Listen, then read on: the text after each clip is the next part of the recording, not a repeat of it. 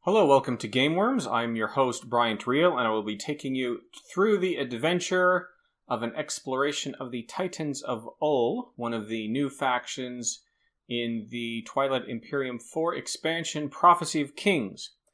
The Titans of Ul are big, gigantic robots, and they seem to have a lot going for them. So they have a lot of really cool abilities.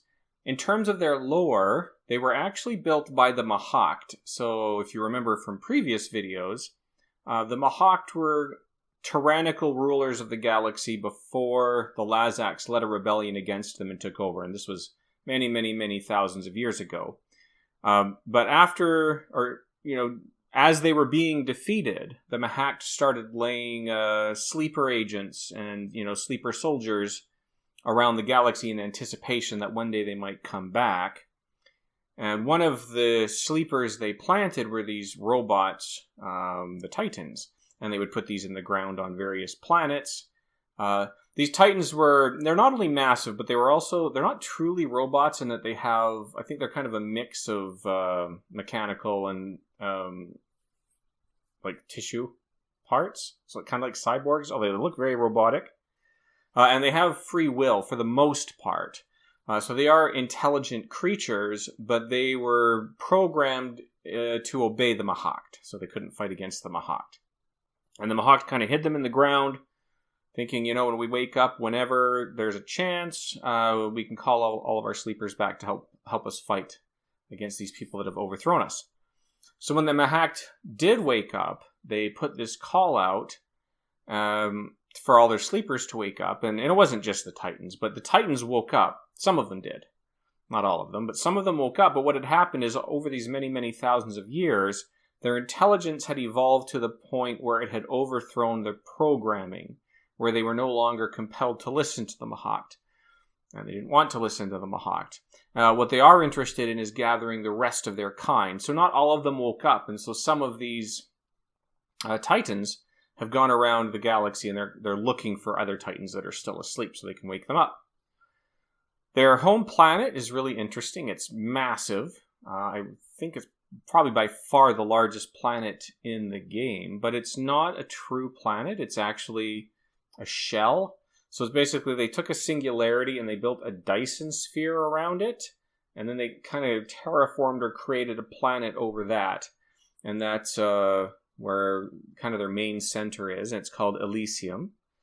And their leader, so they have like a strict hierarchy. So how Titans work is they do grow, and so like the biggest one is also like the oldest and presumably wisest one, and that's Ul. And Ul is really, really huge, like way bigger than any buildings or anything like that. And he lives on Elysium, I think, in their city. They only have like one real city called Transcendence, which is basically their capital. I think he lives there. And all the other ones, so there's a hierarchical structure, so he's kind of in charge of all of them. So they're kind of a system of order in that sense. And they've kind of looked out, they see all the chaos going on in the galaxy, and they're like, I wish everybody was organized like us. We should sort them out. So the Titans of Ul are huge, they're massive, they're scary, and they're tough, as can be seen in this rare footage caught from one of their battles.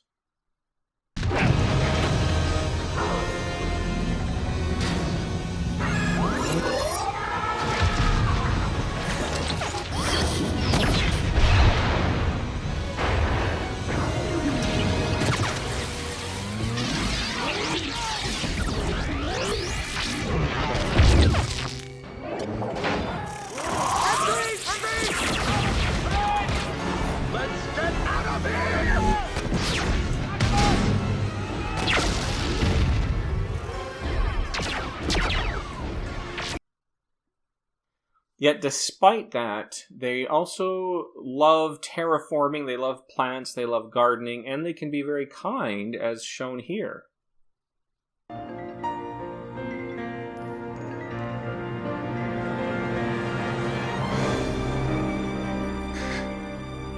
お墓に備える花を摘んできてくれたの？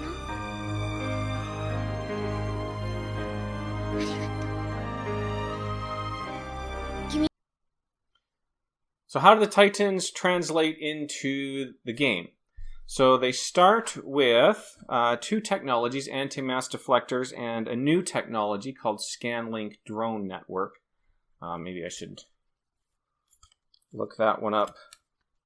I apologize, I didn't have that ready. I usually don't go through them because I'm going to have a separate video for that. But I don't remember what this one does.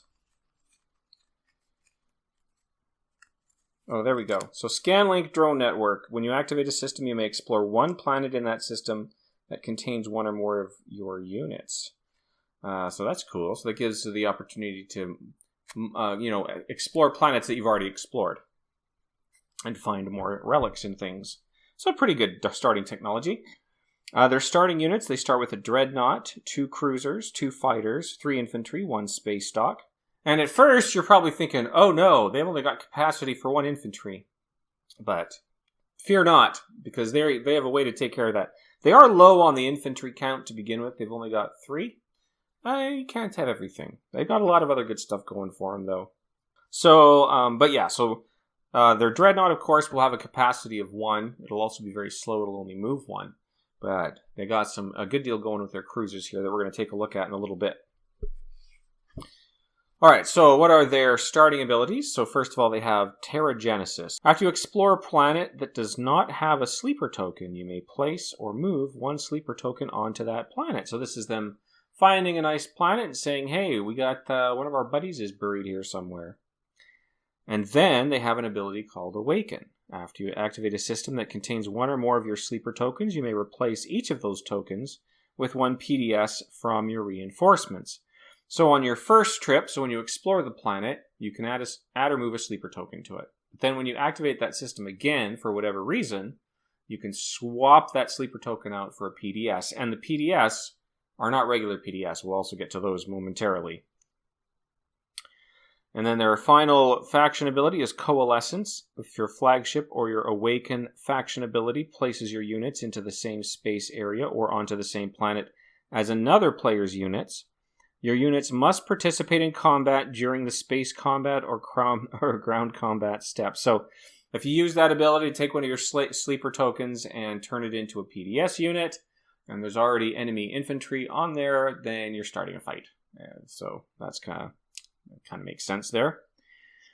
Now they have 2 unique units, and so both of their faction technologies are based on the upgrades of these 2 unique units. So in their case, they have, instead of the normal PDS, they have a special PDS, or planetary defense system, called the Hell Titan 1. So, like a normal PDS, it has a space cannon, which means it can shoot at ships in the system. But it also has a combat value, because it can fight as an infantry. It also has a planetary shield, it has sustained damage, and it has production 1. And it has, so it says here, this unit is treated as both a structure and a ground force. It cannot be transported. So that's the only downside to them, really, is that they're big, gigantic robots. They don't fit on a spaceship.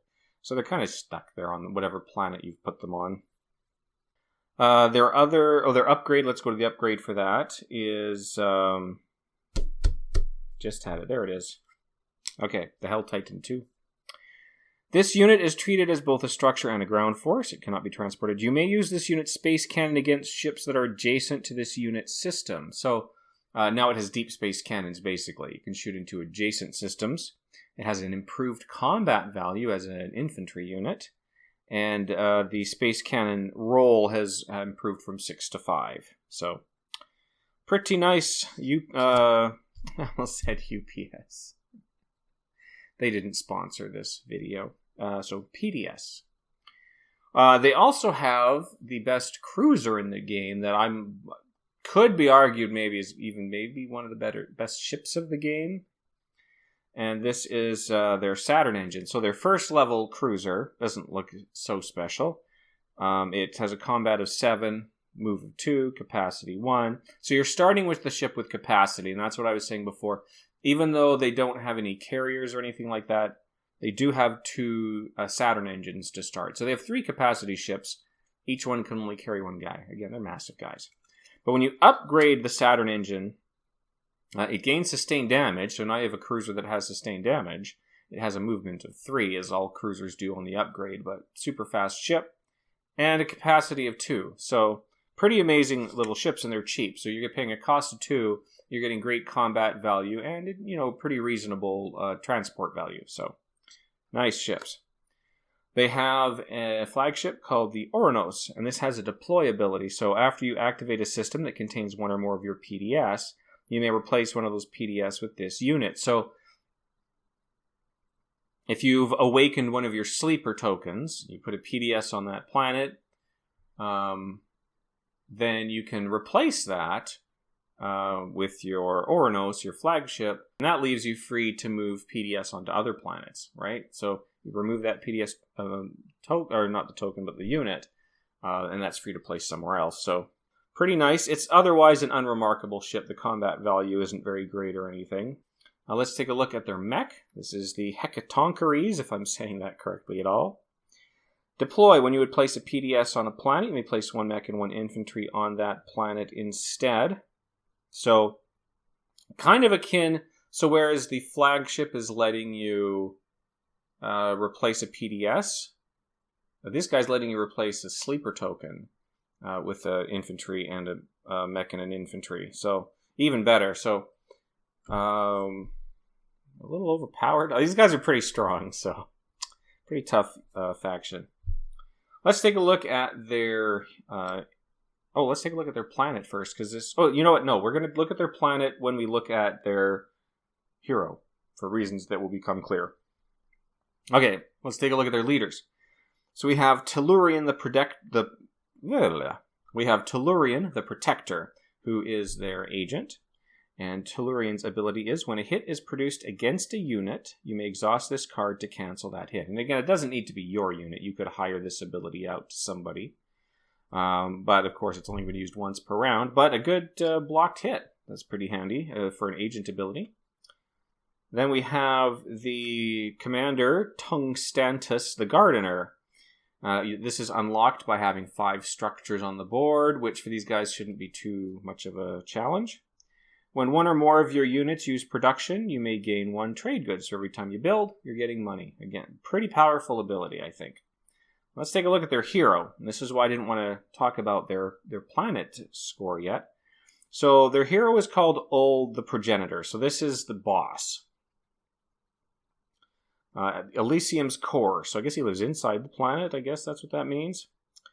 Anyways, you unlock him by having 3 objectives unlocked, and he has an ability called Geoform. So action, ready Elysium and detach this card to it. Its resource and influence values are each increased by 3, and it gains the Space Cannon 5 times 3 ability as if it were a unit. So that means it's Space Cannon that rolls at 5 and you get 3 dice, but really powerful. So if you take a look at Elysium, it has a 4-1, which is pretty standard, kind of a middle of the road sort of a starting planet. Decent production, low influence. But when you activate the hero, you're getting a +3 to both. So you have a 7-4 planet that has a built-in deep space cannon. Oh, not deep space cannon, just space cannon. But still, a 7-4 planet with space cannons built into it. That's pretty amazing. So far and away at that point, you got the best planet in the game.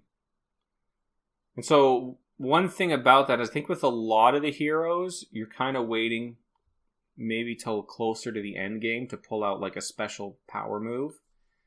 If it's blowing up somebody's system or crash landing and overtaking somebody's planet or, But this one I feel like is one you definitely want to play as early as possible. Because, you get the maximum benefit off of terraforming Elysium. So, really cool hero. Last thing to look at, and this is also maybe one of my favorite promissory notes, is Terraform. So action, attach this card to a non-home planet you control other than Mechatol Rex. Its resource and influence values are each increased by 1, and it is treated as having all 3 planet traits, cultural, hazardous, and industrial. And of course, being your promissory note, you can't use it yourself, but I think this is pretty high value. You probably get a pretty good deal with this promissory note. I could see a lot of people really wanting that. even if like there's a lot of objectives that require you to have a certain number of a type of planet, and this fulfills, it's like a wild card for that. So really good value on the Promissory node, I think. Yeah, that's about it. So Titans of Hull, pretty powerful, intimidating faction. And as they should, they have a pretty awesome anthem. I don't know if it's going to be allowed in the video. I will try, but if it isn't there, then of course the link will be in the description. So have a good evening and good gaming.